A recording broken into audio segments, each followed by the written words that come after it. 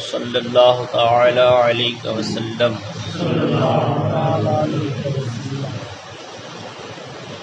علم و تعلیم کا بیان چل رہا ہے، جس میں حدیث پاک کی روشنی میں گفتگو ہو رہی ہے۔ 10 حدیث تک گفتگو مکمل ہو چکی ہے۔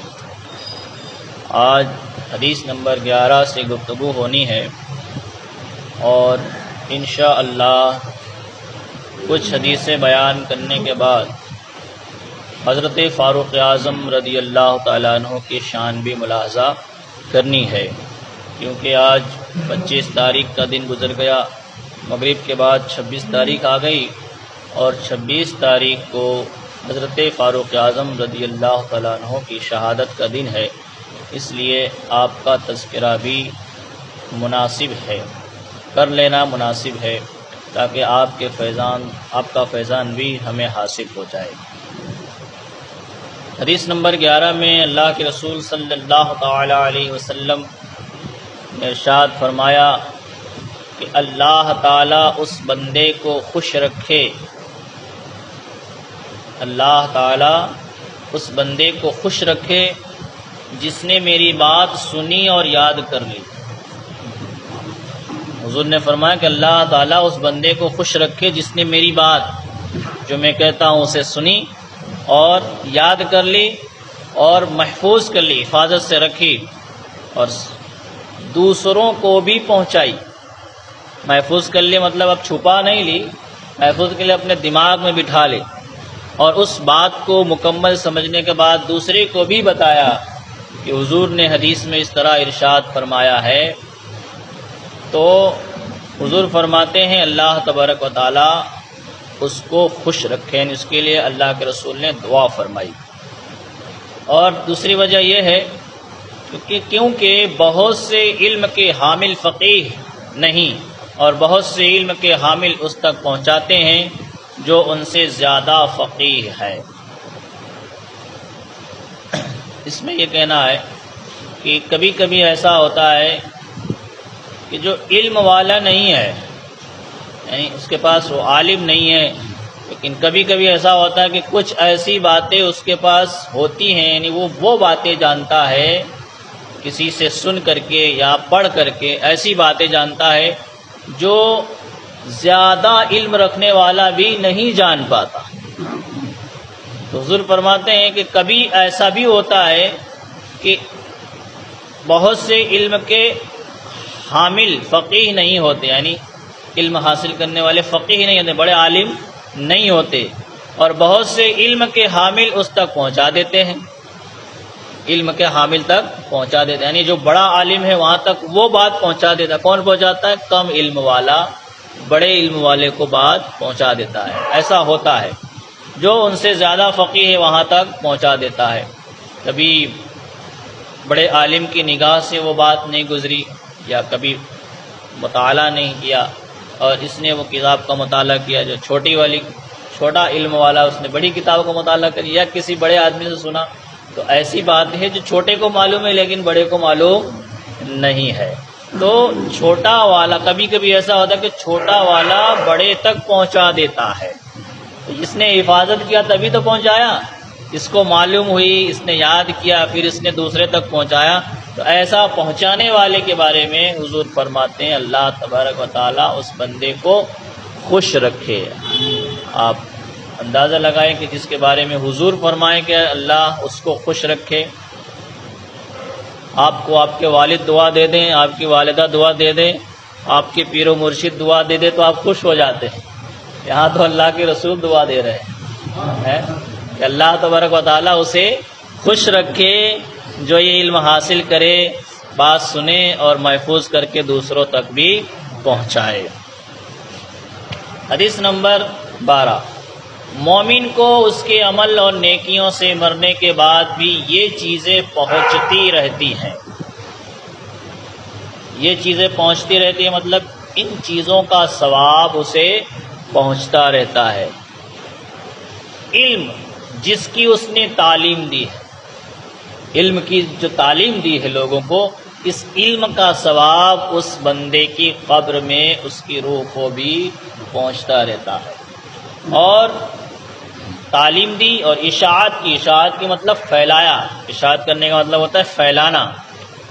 اور اولاد صالح جسے چھوڑ کر مرا ہے، نیک اولاد چھوڑ کر کے مرا ہے، تو ظاہر بات ہے نیک اولاد برائی تو کرے گی نہیں، نیکی کرے گی۔ جب نیکی کرے گی تو اس نیکی کا ثواب اس کے باپ کو، اس کی تربیت کرنے والے کو مرنے کے بعد بھی پہنچایا جائے گا۔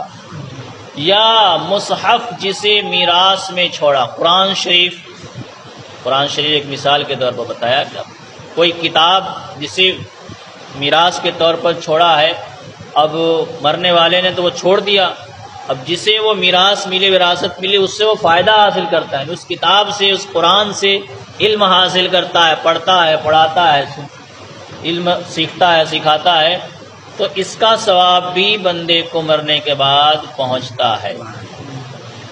یا مسجد بنائی، کسی نے مسجد بنوا دی، اب یہ ضروری نہیں کہ پوری کی پوری مسجد اپنے خرچے سے بنوائی، ایک اینٹ کا بھی حصہ لے لیا، تھوڑے سا بھی حصہ لے لیا، تو یہ مسجد بنوانے والوں میں شامل ہو گیا۔ مسجد بنوائی تو اس کا ثواب بھی اسے پہنچایا جاتا ہے۔ یا مسافر کے لیے مکان بنا دیا، مسافر لوگ آتے ہیں انہیں رہنے کے، کیونکہ مسافر ہوتے ہیں، وہ کس کے گھر پہ رکے، کس کے گھر چلے جائیں، ان کا تو کوئی رشتہ دار نہیں ہے، تو وہ مسافر خانے میں رکتے ہیں، اور اس بندے نے کیا کیا، مسافر خانہ بنا دیا، اس نیت سے کہ اس میں جو بھی اللہ کا بندہ آئے رکے تو اس کا ثواب مجھے مرنے کے بعد پہنچتا رہے، تو فرمایا گیا کہ اس کو اس کا ثواب بھی پہنچتے رہتا ہے۔ یا نہر بنا دیا، نہر جاری کر دی، یہاں پہ نہر جاری کرنے کا مطلب یہ ہے، پہلے زمانے میں نہر چلتی تھی، ابھی تو نہر نے کسی کے گھر نل لگوا دیا، پانی سپلائی کیا اس کے گھر پہ، تو اس کا ثواب بھی اسے پہنچتا ہے۔ یا اپنی صحت اور زندگی میں اپنے مال میں سے صدقہ نکال دیا، اپنی زندگی ہی میں اپنے مال سے، اپنی صحت سے زندگی میں صدقہ نکالا۔ اپنے مال سے صدقہ نکالنے کا مطلب یہ کہ بھائی مال خرچ کرے گا، اب صحت سے کیسے صدقہ نکالے؟ صحت سے صدقہ اس طرح نکالے کہ اپنے جسم کی طاقت کسی مجبور کو مجبوری سے بچانے کے لیے استعمال کرے۔ ظالم مظلوم پر ظلم کر رہا ہو تو اپنے طاقت سے اسے بچائے، تو اس کا ثواب بھی اسے پہنچتا ہے، جو اس کے مرنے کے بعد اس کو ملے گا۔ بہرحال کہنے کا مطلب یہ ہے کہ ہر وہ کار خیر، ہر وہ اچھا کام جو خدا کی رضا کے لیے کیا جائے، مرنے کے بعد بھی اس کا ثواب پہنچتے رہتا ہے۔ یہ حدیث پاک سے ثابت ہے۔ حدیث نمبر 13، حضرت ابن عباس رضی اللہ تعالی عنہما نے فرمایا، ایک گھڑی رات میں پڑھنا پڑھانا ساری رات عبادت سے افضل ہے۔ ایک گھڑی یعنی ایک لمحہ، چند منٹ کے لیے پڑھنا پڑھانا ساری رات عبادت سے افضل ہے۔ دیکھیے حدیث پاک سے ثابت ہے، حضرت ابن عباس رضی اللہ تعالیٰ عنہما سے یہ حدیث روایت ہے۔ پتہ چلا کہ ہم جو چند منٹ کے لیے بیٹھتے ہیں، یا ہمارا بیٹھنا ضائع نہیں ہے، ہم کچھ سمجھے نہ سمجھیں، سیکھ تو رہے ہیں، انگلی کٹا کے شہیدوں میں تو نام لکھا رہے ہیں، اللہ کی بارگاہ میں یہ مقبول ہو جائے تو یہ بھی ہمارے لیے کیا ہے، ثواب ہی ثواب ہے، ہمارے نامہ اعمال میں ثواب لکھا جائے گا۔ حدیث نمبر 14، رسول اللہ صلی اللہ تعالی علیہ وسلم مسجد میں تشریف لائے، حضور صلی اللہ علیہ وسلم مسجد میں تشریف لائے تو وہاں دو مجلسیں تھیں، یعنی دو جماعتیں تھیں، دو گروپ بٹے ہوئے تھے۔ فرمایا کہ دونوں مجلسیں اچھی ہیں، دونوں گروپ والے کیا ہے، اچھے ہیں، ایک اس کونے میں ایک اس کونے میں بیٹھے ہوئے تھے، لیکن حضور نے فرمایا دونوں اچھی تو ہیں، لیکن ان میں سے ایک دوسرے سے افضل ہے۔ اچھے دونوں ہیں لیکن دونوں میں افضل ایک ہے۔ اور پھر فرمایا کہ یہ لوگ اللہ سے دعا کرتے ہیں۔ اب سوال پیدا کر کیا رہے تھے؟ تو اس میں تھا ایسا کہ ایک جماعت خدا سے دعا مانگ رہی تھی، اللہ کی بارگاہ میں گڑ گڑا کر دعا مانگ رہے تھے، اور ایک جماعت علم سیکھ رہی تھی، علم دین سیکھ رہے تھے، حضور کی باتیں سیکھ رہے تھے، سکھا رہے تھے۔ تو دونوں ہی تو اچھا کام کر رہے تھے، دعا مانگ رہے ہیں وہ بھی اچھا کام کر رہے ہیں، علم حاصل کر رہے ہیں وہ بھی اچھا کام کر رہے ہیں۔ حضور نے فرمایا دونوں اچھی جماعتیں ہیں، دونوں اچھے ہیں، لیکن ایک دوسرے سے افضل ہے۔ یہ لوگ اللہ سے دعا کرتے ہیں اور اس کی طرف رغبت کرتے ہیں، یعنی خدا کی طرف رغبت کرتے ہیں۔ اب ان کی دعا کے اوپر اگر اللہ تعالی چاہے تو ان کو دے دے اور چاہے تو منع کر دے، اللہ کی مرضی ہے، چاہے تو انہیں دے دے، چاہے تو منع کر دے، نہ عطا فرمائے۔ اور یہ جو دوسری مجلس والے ہیں جو علم سیکھ رہے ہیں، حضور فرماتے ہیں علم سیکھ رہے ہیں اور جاہل کو سکھا رہے ہیں، جنہیں نہیں معلوم ہے اسے سکھا رہے ہیں، یہ افضل ہے اس جماعت سے۔ دونوں جماعتیں اچھی، لیکن افضل کون سی ہے؟ جو علم سیکھ رہی تھی اور سکھا رہی تھی۔ پھر فرمایا حضور نے، سنو میں معلم بنا کر بھیجا گیا ہوں۔ معلم کسے کہتے ہیں؟ سکھانے والے کو۔ میں معلم بنا کر بھیجا گیا ہوں، میں تمہیں سکھانے کے لیے آیا ہوں۔ اور یہ فرمانے کے بعد اسی مجلس میں بیٹھ گئے جو علم سکھا رہے تھے، اسی مجلس میں بیٹھ گئے۔ حضور چاہتے تو دعا والی مجلس میں بیٹھ جاتے، آمین بول دیتے تو دعا قبول ہو جاتی، لیکن حضور اس مجلس میں نہ بیٹھے، تعریف کی اس کی بھی، تعریف اس کی بھی، لیکن دونوں میں افضل یہ جو سیکھ رہے ہیں اور سکھا رہے ہیں۔ اور حضور اس مجلس میں بیٹھ کر کے لوگوں کو بتا دیا، اپنی امت کو بتا دیا کہ علم دین سیکھنا اور سکھانا یہ اس عبادت سے، اس دعا کرنے سے بھی کیا ہے؟ بہتر ہے، افضل ہے۔ حدیث نمبر 15، حضور فرماتے ہیں جس نے میری امت کے دین کے متعلق 40 حدیثیں حفظ کی ہیں، اللہ تعالیٰ اس کو فقیہ اٹھائے گا اور میں اس کا شافع اور شہید ہوں گا۔ ایک فضیلت ہے۔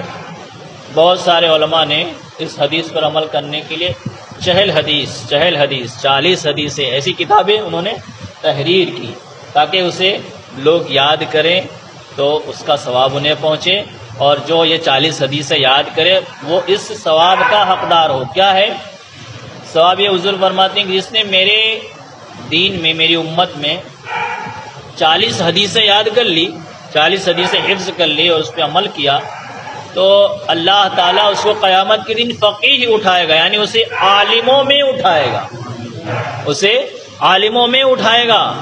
اور پھر فرمایا کہ عالموں میں تو وہ اٹھایا ہی جائے گا، اور دوسرا اس کے لیے یہ انعام ہوگا کہ میں اس کی شفاعت بھی کروں گا، اس کی گواہی بھی دوں گا، شافع بھی ہوں گا اور شہید بھی ہوں گا۔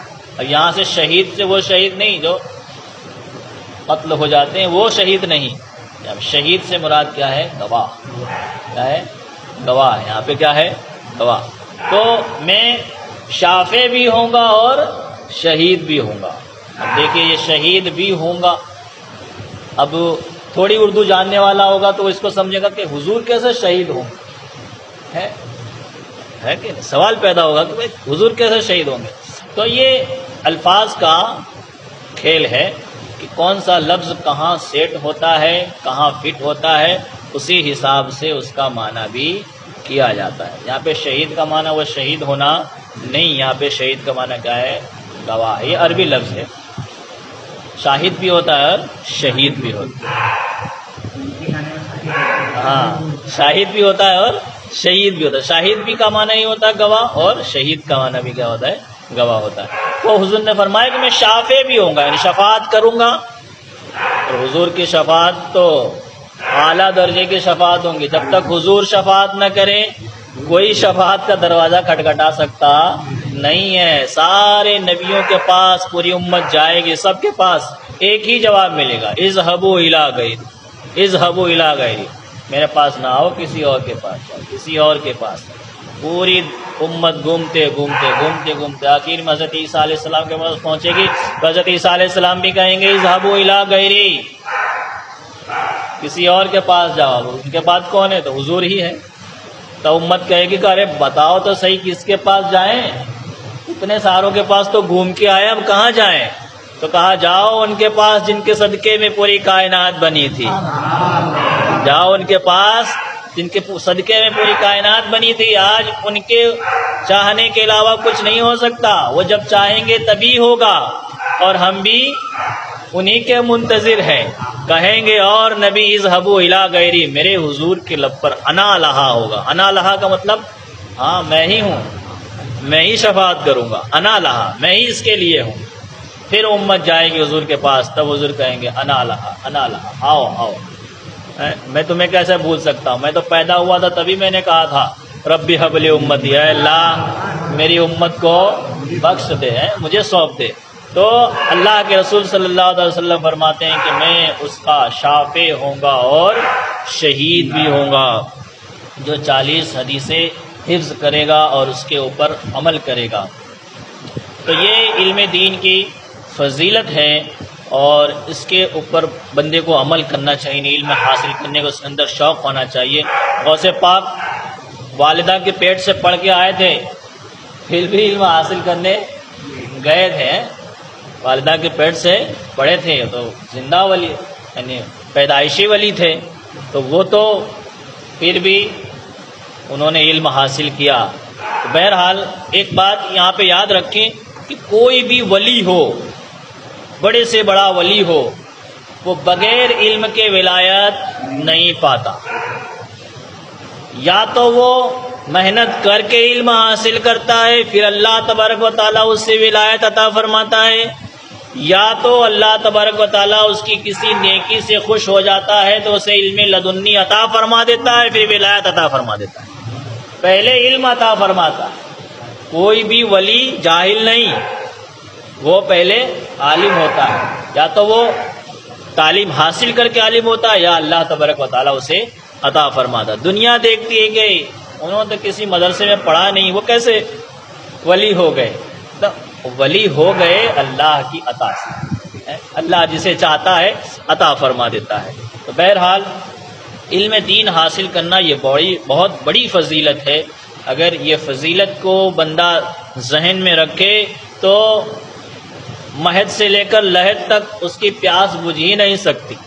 انہوں نے فرمایا نا کہ مومن کا دل جو ہے مطمئن ہو ہی نہیں سکتا ہے، اس کا پیٹ بھر ہی نہیں سکتا، علم سے اس کا پیٹ نہیں بھر سکتا۔ تو اس لیے علم دین حاصل کرنا